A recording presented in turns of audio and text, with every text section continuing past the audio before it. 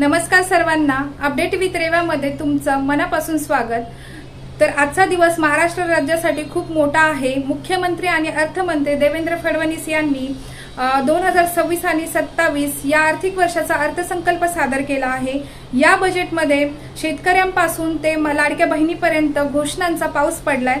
चला तर मग या बजेटमध्ये मोठ्या आणि महत्त्वाच्या गोष्टी जाणून घेऊया। पहिला मुद्दा, शेतकरी कर्जमाफी। सर्वात मोठी बातमी म्हणजे शेतकरी कर्जमाफी। फडणवीस सरकारने 30 सप्टेंबर 2025 पर्यंतचे शेतकऱ्यांचे 2 लाख रुपयापर्यंतचे कर्ज माफ करण्याची घोषणा केली आहे। यासोबतच जे शेतकरी वेळेवर कर्ज परतफेड करतात त्यांना 50,000 रुपयांची प्रोत्साहन रक्कमही दिली जाणार आहे। पुण्यश्लोक अहिल्यादेवी होळकर शेतकरी कर्जमाफी योजना असं या योजनेचं नाव असेल। बळीराजासाठी हा खूप मोठा दिलासा आहे। दुसरा मुद्दा, माझी लाडकी बहीण योजना। आता वळूया महिलांच्या जिव्हाळ्याच्या विषयाकडे।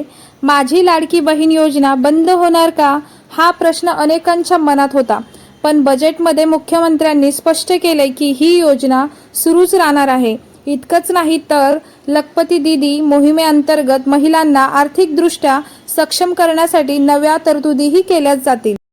तिसरा मुद्दा, चौथी मुंबई आणि घर। पायाभूत सुविधांबद्दल बोलायचं झालं तर नवी मुंबई आणि तिसऱ्या मुंबईनंतर आता वाढवण भागात चौथी मुंबई वसण्याची मोठी घोषणा झाली आहे। तसंच येणाऱ्या काळात सामान्यांसाठी 10 लाख परवडणारी घरं आणि 30 लाख झोपडपट्ट्यांचा पुनर्विकास करण्याचं लक्ष्य सरकारने ठेवलं आहे। या बजेटमध्ये शेतकऱ्यांसाठी AI शेती, ग्रामीण रस्ते आणि आरोग्यासाठीही मोठ्या तरतुदी आहेत। तुम्हाला सरकारचा हा अर्थसंकल्प कसा वाटला? कर्जमाफीच्या निर्णयामुळे तुम्हाला फायदा होणार आहे का? आम्हाला कमेंटमध्ये नक्की सांगा। अशाच ताज्या अपडेट्ससाठी अपडेट विथ रेवाला आत्ताच सबस्क्राईब करा। धन्यवाद।